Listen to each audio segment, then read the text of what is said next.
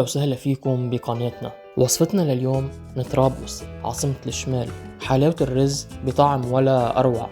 خلونا ندلع كرشنا ونبلش. بنروح على المقادير: 2 كوب رز مصري، 3 كوب سكر، كيلو جبنة عكاوي ومسكي، ربع كوب ماء زهر، ربع كوب ماء ورد. نطحن المسكي وهيك المسكي صارت جاهزة معنا. مننقع الرز قبل بوقت بمي عم تغلي، منسقط الرزات ومنبلش سلقن. المي لازم تغمر الرزات وكل شوي منحركن مشان ما يرزق الرز معنا.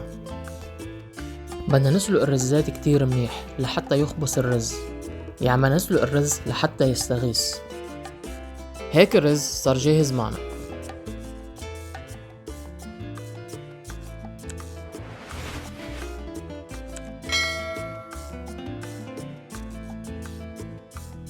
بخلاط يدوي أو بمحضر الطعام نطحن الرز ليصير بهذا الشكل. هلأ منرجع الرزات على الطنجرة وعلى نار متوسطة، منزيد عليهم السكر ومنحرك كتير منيح حتى ينخلط السكر مع الرز.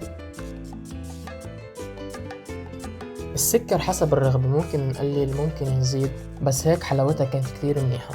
بتلاقوا كل المكونات موجودة بصندوق الوصف بالكبرية وبالجرام. هلأ الخليط صار جاهز معنا لننزل عليه الجبنة.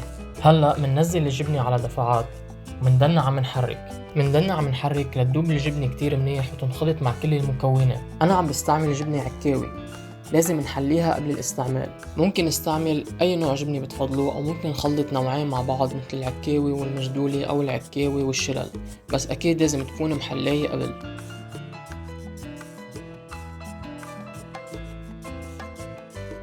إذا عجبكم الفيديو ما تنسوا اللايك والاشتراك بالقناة.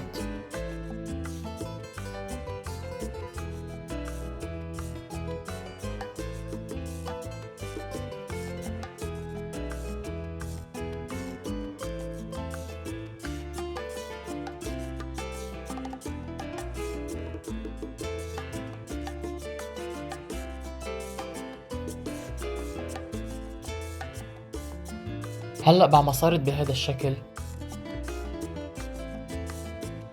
بننزل عليها الموارد الماء زهر والمسكي، بنحركن كتير منيح.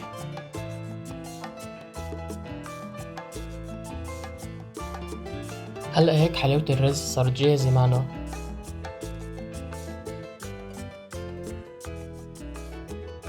بنحطها بصواني وبنتركها لتبرد. بتقدم معها قشطة وجميع أنواع المكسرات اللي بنحبها. وألف صحة.